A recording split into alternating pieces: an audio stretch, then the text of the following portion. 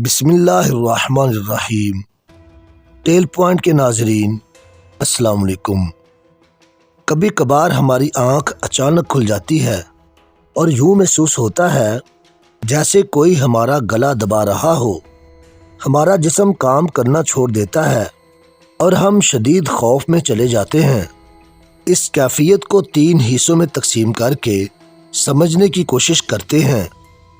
پہلا حصہ میڈیکل وجوہات پر ہوگا، دوسرا حصہ روحانی اور تیسرا حصہ آپ کو ویڈیو میں خود ہی پتہ چل جائے گا۔ لیکن پہلے اس کنڈیشن کے بارے میں تھوڑا سمجھ لیں۔ دنیا کے تقریباً 50% لوگ زندگی میں کبھی نہ کبھی اس تجربے سے ضرور گزرتے ہیں اور 10% لوگ تو مستقل طور پر اس مسئلے کا شکار ہیں۔ یہ مسئلہ آخر ہے کیا؟ آسان ترین الفاظ میں یہ کہ ہم نیند سے اچانک بیدار ہوتے ہیں اور ہوش و حواس میں ہونے کے باوجود اپنے جسم کو حرکت نہیں دے پا رہے ہوتے، اور یہ دورانیہ 2 منٹ تک رہ سکتا ہے۔ اسے سلیپ پیرالائسس کہتے ہیں۔ سلیپ پیرالائسس میں کبھی کبھار وہ چیزیں بھی دکھائی اور سنائی دیتی ہیں جو اس وقت آس پاس موجود نہ ہوں، جیسا کہ کمرے میں کسی شخص کا نظر آنا یا کسی کے گنگنانے، مکھیوں کی بنبناہٹ، کسی جانور کے دھاڑنے یا کسی انسان کی سرگوشیوں جیسی آواز سنائی دیتی ہے۔ اس کیفیت کے دوران ہر انسان کا تجربہ مختلف ہو سکتا ہے، لیکن سلیپ پیرالائسس کی سب سے بڑی علامت یہ ہے کہ ہوش میں ہونے کے باوجود جسم کو حرکت نہ دے سکنا۔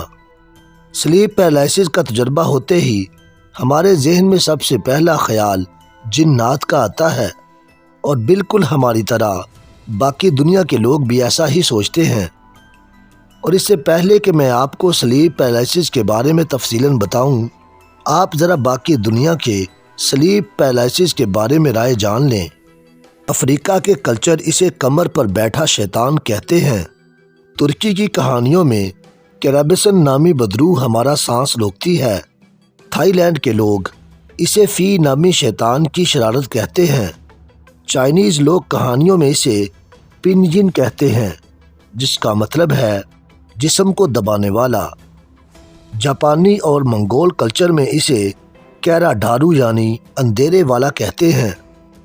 فجی کے جزائر میں کینیا نامی بدروح رات کو ہمارے پاس آتی ہے، اور نارتھ یورپ کے ممالک میں میرا نامی ایک ملعون روح ہمارے سینے پر چڑھ بیٹھتی ہے۔ حتیٰ کہ 2011 میں سویڈن نے اس پر میرین نام سے ایک فلم بھی بنائی تھی۔ اسی لفظ میرا سے انگلش لفظ نائٹ میئر یعنی ڈراؤنا خواب نکلا ہے۔ ایسے ہی عرب کلچر میں یہ کیفیت جاسوم کہلاتی ہے، جس کا مطلب کسی چیز پر بوجھ ڈالنا ہوتا ہے۔ آپ نوٹ کریں کہ میں نے دنیا کے 4 کونوں سے آپ کو مثالیں دی ہیں تاکہ آپ کو اندازہ ہو کہ سلیپ پیرالائسس پوری دنیا سے رپورٹ ہوتا ہے، اور تقریباً سبھی کلچرز اسے ایک جناتی کارستانی سمجھتے ہیں۔ مختلف کلچرز سے ملی کچھ ڈرائنگز آپ سکرین پر دیکھ سکتے ہیں جو سلیپ پیرالائسس پر ہیں۔ ایسے ہی ہمارے اپنے ملک پاکستان میں بھی سلیپ پیرالائسس بہت زیادہ رپورٹ ہو رہا ہے۔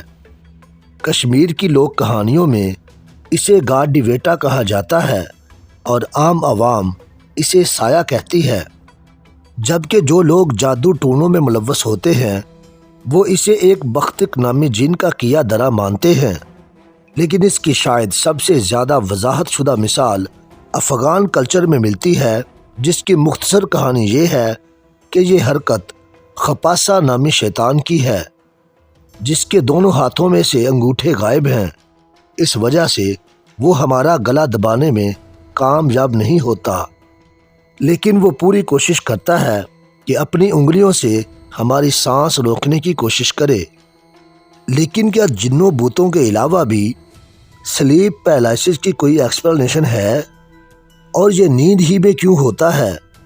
ان سب باتوں کا جواب جاننے کے لیے پہلے ہمیں نیند کو سمجھنا ہوگا، اور یہاں سے میڈیکل ایکسپلینیشن والے حصے کا آغاز ہوتا ہے۔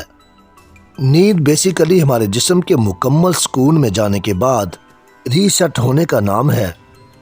28 اگست 2015 میں جیمز کروگر نے نیند پر ایک رپورٹ شائع کی، جس کے مطابق نیند کے دوران ہمارا جسم ایک اینابولک حالت میں ہوتا ہے، یعنی ہمارے جسم کا immune system, nervous system, skeletal system, مسل سسٹم اور ہمارا میٹابولزم حالت سکون یا تقریباً ٹھہراؤ میں ہوتا ہے۔ ہم نیند کے دوران دو مختلف فیزز سے گزرتے ہیں۔ شروعاتی فیز تو نان ریم کہلاتی ہے، جسے ہم پاکستانی اردو میں کچی نیند کہتے ہیں، اور پھر ایک ٹرانزیشن کے بعد ہم نیند کی دوسری فیز میں چلے جاتے ہیں، جو کہ ریم یعنی ریپڈ آئی موومنٹ کہلاتی ہے۔ یہ فیز 1.5 سے 2 گھنٹے تک رہ سکتی ہے اور جسے ہم گہری نیند کہتے ہیں۔ یہ دونوں فیزز ایک ہی نیند میں ایک کے بعد ایک کئی دفعہ آ سکتی ہیں، اور یہ دونوں فیزز آپس میں ایک دوسرے سے اتنی مختلف ہیں کہ انہیں دو علیحدہ بیہیویئرز کے طور پر دیکھا جاتا ہے۔ نیند کی دونوں فیزز میں سے زیادہ عجیب اور پر اسرار باتیں ریم فیز میں ہوتی ہیں۔ اسی دوران ہمارے جسم کا درجہ حرارت بھی گر جاتا ہے، ہمارے دل کی دھڑکن بھی بہت آہستہ ہو جاتی ہے، لیکن ہمارے دماغ کے اندر ہونے والی ایکٹیویٹی اچانک ایک جاگتے ہوئے دماغ کی ایکٹیویٹی سے بھی زیادہ ہو جاتی ہے۔ سکرین پر دکھائی دینے والی تصویر پولیسومنوگرافک گراف ہے، اور اس گراف کے اوپر لیفٹ ایریا میں آپ کو ریم فیز میں دماغ کی ایکٹیویٹی اچانک بہت زیادہ ہوتی نظر آئے گی۔ یہ وہی حصہ ہے جو ریڈ لائن سے انڈر لائن ہوا ہے۔ اب ایک رات میں یہ دونوں فیزز ایک سے زیادہ مرتبہ آتے اور جاتے ہیں۔ ایک فیز سے دوسری فیز میں داخل ہونا ٹرانزیشن کہلاتا ہے، اور کبھی کبھار ہمارا دماغ آسانی سے ٹرانزیشن نہیں کر پاتا، اور 4 قسم کی باتیں ہو جاتی ہیں۔ پہلا، ہمارے دماغ کا نروس سسٹم ایکٹیویٹ ہو جاتا ہے۔ یہ وہ سسٹم ہے جو ہمارے جسم کی حرکات بھی کنٹرول کرتا ہے۔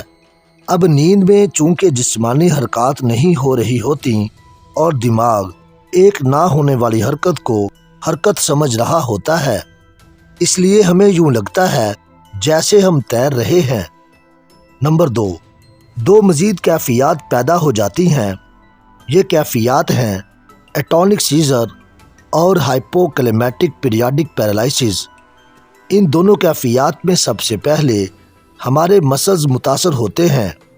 وہ اس قدر ڈھیلے پڑ جاتے ہیں کہ انہیں حرکت دینا ممکن نہیں ہوتا، یا پھر اتنے سخت ہو جاتے ہیں کہ لگتا ہے جیسے کوئی ہمارے اس مسل کو پکڑ کر کھینچ رہا ہو۔ نمبر 3، اچانک پیرالائسس سے ہمارے دماغ کا ایمرجنسی رسپانس سسٹم ایکٹیویٹ ہو جاتا ہے۔ یہ وہ سسٹم ہے جو ہمیں ارد گرد کے خطروں سے آگاہ رکھتا ہے، اور اسی غیر ضروری آگاہی کی وجہ سے ہمیں اپنے آس پاس کسی کی موجودگی کا احساس ہونے لگتا ہے۔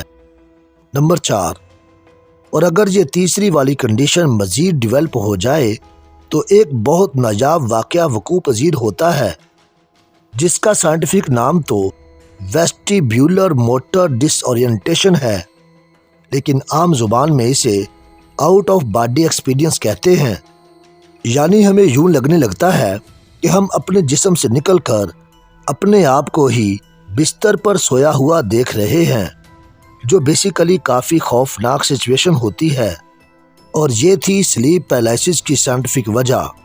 لیکن آپ سوچ رہے ہوں گے کہ سلیپ پیرالائسس کے جسمانی ایفیکٹ کو تو ایکسپلین کر دیا، یہاں تک کہ کمرے میں کسی اور کی موجودگی کے احساس کی بھی ایک سائنٹیفک وجہ، لیکن آوازیں سننے کو نہیں ایکسپلین کیا۔ حقیقت یہ ہے کہ ایک بھی سائنٹیفک ریسرچ ایسی نہیں ملی جس نے آوازیں سننے کی کوئی ریزنیبل وجہ بتائی ہو۔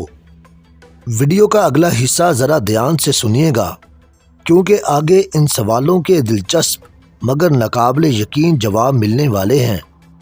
جیسا کہ پہلے بتا دیا گیا تھا کہ نیند کی فیزز میں سے ریم فیز بڑی عجیب اور پراسرار خصوصیات کی حامل ہے۔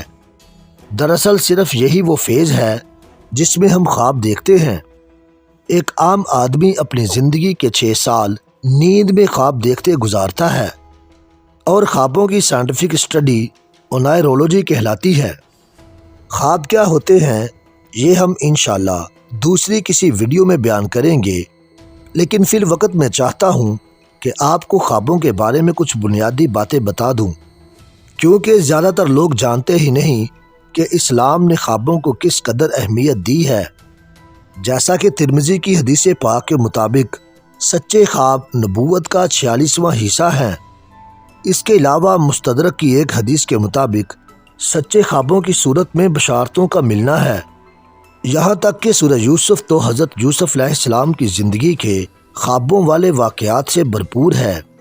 اس کے علاوہ نبی کریم صلی اللہ علیہ وآلہ وسلم ہر صبح اپنے اصحاب سے پوچھا بھی کرتے تھے کہ کسی نے رات کو کوئی مبارک خواب دیکھا ہے تو وہ بتائے۔ آپ کو اندازہ ہو رہا ہے کہ خواب ہماری زندگی میں کس قدر اہم رول ادا کرتے ہیں۔ اسلام کے نظریے سے خواب 3 طرح کے ہوتے ہیں: رویا، حلم اور شیطانی۔ رویا وہ جو نیک اور روحانی خواب ہوں، حلم وہ جو ہماری خواہشات کا نتیجہ ہوں، اور شیطانی وہ جو ملعون اور دھتکارے ہوئے کی طرف سے ہوں۔ خوابوں کے بارے میں ذرا اس تحقیق کے بارے میں سنیے۔ 1940 سے 1985 کے درمیان، یعنی 45 سالہ محنت کے بعد، ویسٹرن اسٹیٹ یونیورسٹی کے ڈاکٹر کیلوین ہال نے دنیا بھر سے 50,000 خوابوں کا ڈیٹا اکٹھا کیا اور ان 50,000 خوابوں کو اسٹڈی کر کے 45 سالہ محنت کے بعد ایک کوڈنگ سسٹم بنایا۔ ڈاکٹر کیلوین کی اس اسٹڈی کا نام کنٹینٹ انالائسس آف ڈریمز ہے، جو 1990 میں پبلک ہوئی۔ اس رپورٹ کے مطابق لوگوں نے سب سے زیادہ جو چیز رپورٹ کی وہ پریشانی تھی، پھر دوسرے نمبر پر تنہا چھوڑ دیے جانے کا خواب، پھر غصہ، پھر ڈر اور پھر آخر میں کوئی خوشی، یعنی کہ ان تمام خوابوں میں منفی خیالات کا پیدا ہونا زیادہ تھا، اور جنسی نوعیت کے خواب صرف 10% تھے۔ البتہ اس رپورٹ کے مطابق خواب کی یاد رہ جانے والی باتوں میں سے واحد بات کسی حکم دینے والے کی طرف سے کسی حکم کا دیا جانا تھا۔ یہاں پر ایک بات بڑی غور طلب ہے، وہ یہ کہ ریم فیز انسان کو ایک علیحدہ دنیا میں لے کر جا رہا ہے، جہاں اسے رہنمائی مل رہی ہے، جو اسے خواب سے جاگنے کے بعد بھی ایک لمبے عرصے تک ذہن میں رہتی ہے، چاہے وہ جتنے مرضی پریشان کن خواب دیکھ رہا ہو، لیکن یاد اسے صرف وہ رہنمائی ہی رہتی ہے۔ یہاں ایک سوال پیدا ہوتا ہے کہ کیا ریم اور نان ریم فیز میں ڈسٹربنس ہی سلیپ پیرالائسس کی وجہ بنتی ہے؟ کیا میڈیکل وجوہات کے علاوہ بھی کوئی وجوہات ہیں؟ کیا کوئی ہے جو ہماری ریم فیز کو جان بوجھ کر ڈسٹرب کر کے ہمیں رہنمائی سے دور کرنے کی کوشش کرتا ہے؟ کیا سلیپ پیرالائسس شیاطین جنات کی وجہ سے ہوتا ہے؟ یا اس سے پہلی بات کہ کیا شیطان کا سوئے ہوئے انسان کے ساتھ فزیکل کانٹیکٹ کرنا ممکن ہے؟ آپ یقین نہیں کریں گے، مگر اس سوال کا مختصر جواب ہے ہاں۔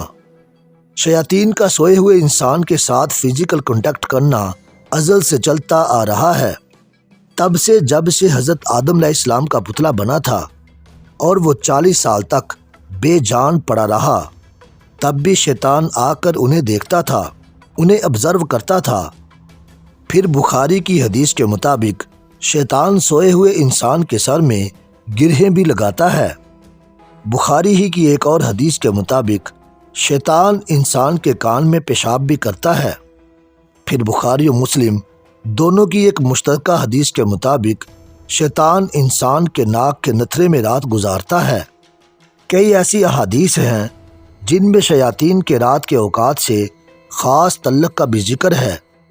مثلاً بخاری کی روایت کے مطابق رات کا اندھیرا پھیلنے پر اپنے بچوں کو اندر کر لینا چاہیے اور دروازوں کو بند کر لینا چاہیے، کیونکہ اس وقت شیاطین زمین میں پھیلنا شروع ہو جاتے ہیں۔ اور پھر کئی احادیث میں شیاطین کے سوئے ہوئے انسان سے چھیڑ چھاڑ کا ذکر بھی ملتا ہے۔ لیکن آخر کیوں؟ سوئے ہوئے انسان میں اتنی دلچسپی کیوں ہے اسے؟ اس کی 2 وجوہات ہیں۔ پہلی وجہ تو انسان کے خوابوں سے کھیلنا ہے، اسے رہنمائی سے دور کرنے کی کوشش کرنا ہے، اسے پریشان کرنا ہے، اور یہ پریشانی کا لفظ میں نہیں کہہ رہا، بلکہ یہ حدیث کے الفاظ ہیں کہ ایک شخص نے نبی کریم صلی اللہ علیہ وآلہ وسلم کو بتایا کہ انہوں نے خواب میں اپنا سر کٹا ہوا دیکھا جو آگے آگے لڑکتا جا رہا تھا، اور نبی صلی اللہ علیہ وآلہ وسلم نے اسے فرمایا کہ شیطان تمہارے ساتھ کھیل رہا ہے، اسے مت کھیلنے دو۔ اور اس کی دوسری وجہ یہ ہے کہ سوئے ہوئے انسان کا ذہنی ڈیفنس انتہائی کمزور ہوتا ہے، اور اس وقت انسان کے ذہن میں خوابوں کی صورت میں شیطانی خیالات کا پلانٹ کرنا بہت آسان ہوتا ہے، اور یہی وہ تیسری قسم کے خواب ہیں جسے میں نے ملعون اور دھتکارے ہوئے کی طرف سے آنے والے خواب بتایا تھا۔ لیکن کیا ریم فیز میں یا خواب میں یا سوئے ہوئے انسان کے ساتھ کمیونیکیشن ممکن ہے؟ ابھی تک میں نے آپ کو ایک خاص قسم کے خواب کے بارے میں نہیں بتایا تھا۔ یہ قسم لوسڈ ڈریمنگ کہلاتی ہے۔ لوسڈ خواب وہ ہوتے ہیں جنہیں دیکھنے والا اچھی طرح سے یہ بات جانتا ہے کہ وہ خواب دیکھ رہا ہے۔ ایک طرح سے وہ خواب کی دنیا اور باہر کی دنیا دونوں کے کہیں درمیان میں ہوتا ہے، اور وہ باہر سے کی جانے والی کمیونیکیشن کے لیے مکمل اوپن ہوتا ہے۔ اس کا کامیاب تجربہ 12 اپریل 1975 کو ڈاکٹر کیتھ ہیرین نے کیا تھا، جہاں اس نے لوسڈ خواب دیکھنے والے سے کامیابی کے ساتھ کمیونیکیٹ کیا۔ نیند کے دوران اس نے ڈریمر کو اپنی آنکھیں پہلے دائیں طرف اور پھر بائیں طرف گھمانے کا کہا، اور ڈریمر نے نیند ہی میں اس کے حکم کی تعمیل کی۔ اگر ڈاکٹر کیتھ ہیرین ایک ڈریمر کے ساتھ کمیونیکیٹ کر سکا تو ایسے شیاطین جنہوں نے قسم اٹھا رکھی ہے کہ وہ انسان کے دائیں بائیں اور آگے پیچھے سے اس پر حملے کریں گے، تو کیا آپ امیجن کر سکتے ہیں کہ وہ کس حد تک ہمارے سوئے ہوئے جسم کے ساتھ کمیونیکیٹ کرنے کے قابل ہیں؟ لیکن آخر یہ کون شیاطین یا کون جنات ہیں؟ کیا یہ کوئی خاص شیطان ہے؟ اگر آپ مجھ سے پوچھیں گے کہ یہ سایہ یا اندھیرے والے جنات دیکھنے میں کیسے ہوتے ہیں، تو میرا آپ سے الٹا یہ سوال ہوگا کہ آپ جانور کو کیسے ڈیفائن کریں گے؟ آپ نہیں کر سکتے، کیونکہ ہر جانور کا اناٹومیکل میک اپ مختلف ہے۔ آپ کسے جانور کہیں گے؟ شیر جیسے نظر آنے والے کو، زرافے جیسے نظر آنے والے کو، مگرمچھ یا سانپ جیسے کو؟ ہم انسانوں کا اناٹومیکل میک اپ تقریباً ایک جیسا ہے، ہمارے بس نین نقش مختلف ہیں، لیکن جیسے جانوروں کی مکمل فزیالوجی ایک دوسرے سے مختلف ہے، ویسے ہی جنات اور شیاطین بھی ایک دوسرے سے مختلف نظر آتے ہیں۔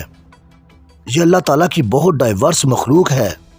ان میں سے کچھ پرندوں کی طرح اڑتے ہیں، کچھ چھپکلی کی طرح رینگتے ہیں، کچھ صرف سائے کی طرح ہوتے ہیں، اور کچھ جانوروں کی شکلوں جیسے ہوتے ہیں۔ کچھ بہت بدصورت ہوتے ہیں، اور کچھ اپنی خوبصورتی میں ایسے خوبصورت ہیں کہ اگر ہم انسان انہیں دیکھ لیں تو ہم خوبصورتی کا مطلب بھول جائیں۔ مثلاً ایک خاتون نے اپنا تجربہ بتایا کہ اس نے ایک ایسی حالت میں جن دیکھا جیسے ہمیں کسی گرم سطح سے حرارت اٹھتی نظر آ رہی ہو، بس اتنا کہ اس خاتون کو وہ حرارت 65 مائل نظر آ رہی تھی، اور وہ ایک انرجی کی طرح تھا اور کافی لمبے قد کا تھا جو اپنی ٹانگیں سکیڑے بیٹھا تھا۔ ایسے ہی کچھ عرصہ قبل انگلینڈ میں کسی شخص نے صبح فجر سے پہلے ایک عجیب الخلقت سی مخلوق کو اس کے چاروں ہاتھوں پاؤں پر بھاگتے دیکھا، اور اس نے کہا مجھے یقین تھا کہ نہ ہی وہ کوئی انسان تھا اور نہ ہی کوئی جانور۔ اس کے علاوہ ان کے جسموں کے ساتھ ساتھ ان کی خصوصیات بھی مختلف ہیں۔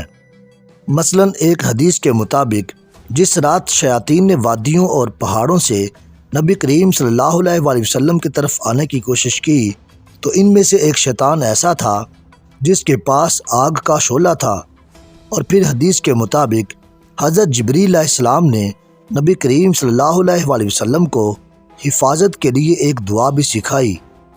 البتہ رات کے وقت سوئے ہوئے انسان کے قریب آنے والے شیاطین میں ایک شیطان کا ذکر بہت سی جگہ ملتا ہے۔ دراصل اس کا ذکر پچھلے 2500 سال کی کتابوں میں ملتا ہے، جو بالخصوص سوئے ہوئے انسان کی طرف اٹریکٹ ہوتا ہے۔ کچھ کہتے ہیں کہ یہ ایک میل شیطان ہے جس کا نام انکوبس ہے، اور کچھ اسے ایک فیمیل شیطانہ بناتے ہیں جس کا نام سکوبس ہے، لیکن اس پر کافی زیادہ ریسرچ کرنے کے بعد یہ رائے قائم کی گئی کہ یہ شیاطین جنات کی اس قسم میں سے ہیں جو اپنی شکل تبدیل کر سکتے ہیں، یعنی یہ ہے ایک ہی شیطان لیکن میل اور فیمیل دونوں حالتوں میں سوئچ کر سکتا ہے۔ یہ پہلی نظر میں دیکھنے میں خوبصورت لگ سکتا ہے، لیکن قریب سے دیکھنے پر آپ کو اس کے نقوش بگڑے ہوئے نظر آئیں گے۔ آپ کی دلچسپی کے لیے میں اس کی ایک تصویر بھی ڈال دیتا ہوں۔ یہ ایک فرینچ آرٹسٹ روڈین کا بنایا ہوا مجسمہ ہے جو اس نے 1890 میں اپنے ساتھ ہوئے تجربے اور اپنی امیجینیشن سے ڈیزائن کیا تھا۔ اس خاص شیطان کا سب سے پہلا تذکرہ حضرت عیسیٰ علیہ السلام سے بھی 2000 سال پہلے لکھی گئی پتھر کی ان تختیوں میں ہے جو سومیرین کنگ لسٹ کہلاتی ہیں۔ یہ تختیاں کیونیفارم سکرپٹ میں لکھی ہیں اور حال ہی میں ٹرانسلیٹ ہوئی ہیں۔ پھر اس کا دوسرا تذکرہ 1470 میں عیسائی راہب اگسٹائن کی کتاب دی کیویٹیٹ ڈائی یعنی خدا کے شہر میں ملتا ہے۔ یہ بھی لاطینی میں لکھی گئی جس کا ترجمہ 2012 میں آ کر ہوا۔ البتہ اس شیطان کے بارے میں بہت زیادہ تفصیلی معلومات 1487 میں شائع ہوئی ایک بدنام زمانہ کتاب میں ملتا ہے جس کا نام میلس میلفیکرم ہے۔ یہ ایک جرمن راہب ہینریچ کریمر نے 1487 میں لکھی تھی اور اس کا اردو میں قریبی مطلب ہوگا جادوگر کا ہتھوڑا، اور یہ شیاطین اور جادوگری پر ایک بڑی تفصیلی کتاب ہے، اور اس کتاب میں اس خاص شیطان کے پسندیدہ طریقہ کاروں کے بارے میں بھی لکھا ہے، اور اس کتاب میں اس شیطان کی ایسی پسندیدہ عادات کے بارے میں لکھا ہے کہ اگر آپ سب کچھ پڑھ لیں تو شاید آپ کو صحیح سے نیند نہ آئے۔ پھر اس شیطان کے مزید حربوں کے بارے میں 1596 میں چھپی کتاب ڈائمونولوجی میں ملتا ہے، اور انفیکٹ یہ اس قدر الیبوریٹ کتاب ہے کہ اس ہی کتاب سے متاثر ہو کر شیکسپیئر نے اپنی میکبیتھ لکھی تھی، اور آپ میں سے جنہوں نے میکبیتھ پڑھی ہے وہ وائرڈ سسٹرز کے ڈائلاگز جانتے ہی ہوں گے۔ ان میں سے بہت سے ڈائلاگز شیکسپیئر نے اس ہی کتاب ڈائمونولوجی سے لیے ہیں۔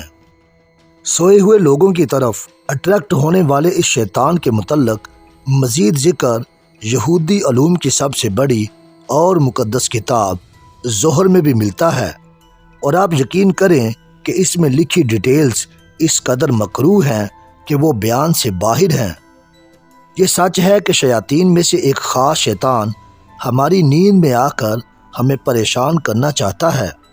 وہ ہمیں پریشان کن خواب دکھانا چاہتا ہے، ہمارے ذہن میں وسوسے ڈالنا چاہتا ہے، ہمارے جسم کے ساتھ بھی کھیلنے کی کوشش کرتا ہے، اور جو آوازیں ہمیں سنائی دیتی ہیں وہ اس ملعون ہی کے ہمارے ذہنوں کے ساتھ کھیلنے کی وجہ سے پیدا ہوتی ہیں۔ لیکن سب سے اہم سوال، ہم اس بارے میں کیا کر سکتے ہیں؟ ہم اپنی حفاظت کیسے کر سکتے ہیں؟ تو اس کے دو جواب ہیں۔ چونکہ پہلا حصہ میڈیکل وجوہات پر تھا، اس لیے پہلا حل بھی میڈیکل سائنس سے بتاؤں گا، جو کہ اینٹی ڈپریسنٹ دوائیاں ہیں، یعنی وہ دوائیاں جو دماغ کو سکون دیں اور آپ کو ایک گہری نیند یا ہلکے نشے کی کیفیت میں رکھیں۔ سلیپ پیرالائسس کے زیادہ تر کیسز میں ڈاکٹر یہی ریکمینڈ کریں گے۔ یہاں ایک بات یاد رکھیے گا کہ نیند کی کمی کی سب سے بڑی وجہ ڈپریشن، جذباتی پریشانیاں اور مختلف دوائیاں ہو سکتی ہیں، لیکن سلیپ پیرالائسس سے متعلق ایک بہترین حل سکون آور ادویات سے کہیں زیادہ آسان ہے۔ صحیح بخاری کی حدیث کو ذرا غور سے پڑھیے، جب تم رات کے وقت بستر پر لیٹو تو آیت الکرسی پڑھ لو، تمہارے لیے تمہارے رب کی طرف سے ایک فرشتہ حفاظت کے لیے مقرر ہوگا، اور کوئی شیطان تمہارے قریب بھی نہ آ سکے گا۔ اور اس کے علاوہ وہ دعا جو حضرت جبریل علیہ السلام نے نبی کریم صلی اللہ علیہ وآلہ وسلم کو سکھائی تھی، تب جب شیاطین ان کی طرف وادیوں اور پہاڑوں سے اترتے آ رہے تھے، جن میں سے ایک ایسا شیطان بھی تھا جس کے پاس آگ کا شعلہ تھا۔ اس دعا کا ترجمہ یوں تھا، میں اللہ کے ان مکمل کلمات کی پناہ میں آتا ہوں جن سے کوئی نیک یا بد تجاوز نہیں کر سکتا۔ ہر اس چیز کے شر سے جو اس نے پیدا کی اور زمین میں پھیلائی، اور ہر اس چیز کے شر سے جو آسمان سے نازل ہوتی ہے اور جو آسمان میں چڑھتی ہے، اور ہر اس چیز کے شر سے جو زمین میں پھلتی پھولتی ہے اور جو زمین سے نکلتی ہے، رات اور دن کے فتنوں سے اور رات کو آنے والے کے شر سے، سوائے اس کے کہ جو خیر لے کر آئے۔ کیا آپ نے اس دعا کے آخری الفاظ پر غور کیا؟ رات کو آنے والے کے شر سے یا اللہ ہماری حفاظت فرما۔ جب ہم نیند میں ہوتے ہیں اور ہمارا ڈیفنس میکانزم نہ ہونے کے برابر ہوتا ہے، تب بھی اللہ پاک ہماری حفاظت کے لیے انہیں بھیج دیتا ہے جنہیں ہم نہیں دیکھتے۔ آپ جانتے ہیں کہ ہمیں اس علاج پر اتنا یقین کیوں ہے؟ اس کی ایک وجہ ہے۔ آپ نے نیند کے متعلق جانا، آپ نے خوابوں کے متعلق بھی پڑھا، لیکن کبھی آپ نے قرآن کی ایک خاص آیت پر غور کیا ہے؟ سورہ فرقان کی ذرا آیت 47 پڑھیے۔ ہم نے تمہارے لیے رات کو لباس بنایا اور نیند کو طویل آرام۔ آپ نے کبھی ان الفاظ پر غور کیا کہ رات، لباس، نیند، ان سب کا آپس میں کیا تعلق ہے؟ نیند تو دن کو بھی آ سکتی ہے، لیکن آپ کو ایک عجیب بات بتاؤں، ہمارے جسم کے اندر ایک بائیو کیمیکل پروسیس ہوتا ہے جسے سرکیڈین کلاک کہتے ہیں۔ حیرت انگیز طور پر ہمارے جسم کی یہ گھڑی سورج کے ساتھ سنکرونائزڈ ہے، یعنی قدرتی طور پر رات کے وقت ہمارے جسم کا یہ بائیو کیمیکل پروسیس ہمارے پورے جسم میں نیند کو پروموٹ کرتا ہے۔ صرف دماغ میں نہیں، پورے جسم میں، جیسے جسم پر نیند کا ایک کپڑا لپیٹ دیا جا رہا ہو، اور اس کی کوئی نون وجہ ہمارے پاس نہیں ہے۔ ایسا کیوں ہوتا ہے اور اس سرکیڈیم ردم کو کیا چیز ہدایت دے رہی ہے؟ ہمیں بیسیکلی کوئی علم نہیں۔ کبھی آپ نے رات اور نیند کے حوالے سے قرآن کی آیات پڑھیں؟ یقیناً پڑھی ہوں گی، لیکن میری طرح شاید صرف 30 نیکیاں کمانے کے لیے۔ قرآن کریم میں کم سے کم 4 جگہ رات کی نیند کا ذکر ہے، بالکل ایک ہی عربی لفظ کے ساتھ ہے، سکون۔ عموماً ہمارے اردو ترجموں میں آرام اور سکون کو ہم معنی سمجھا جاتا ہے، لیکن فصیح عربی بولنے والے یہ بات اچھی طرح جانتے ہیں کہ آرام کے لیے لفظ استراحہ استعمال ہوتا ہے، جبکہ سکون ایک ایسے آرام کا نام ہوتا ہے جس میں ہمارا جسم ایک مکمل انابولک سٹیٹ میں ہوتا ہے۔ قرآن پاک میں اللہ تعالیٰ کی یہ ہائیلی ایڈوانس بائیولوجی کی نشانیاں دیکھنے کے بعد میں کہہ سکتا ہوں کہ میں نے قرآن جیسی کوئی کتاب نہیں پڑھی جس کی چھوٹی چھوٹی آیات میں بھی ہماری بائیولوجی کی اتنی بڑی بڑی سٹڈیز فیلڈ چھپی ہوئی ہیں۔ ان باتوں کو سوائے رب ذوالجلال کے اور کوئی لکھ ہی نہیں سکتا۔ یہ کام انسان کے لیے ناممکن ہے۔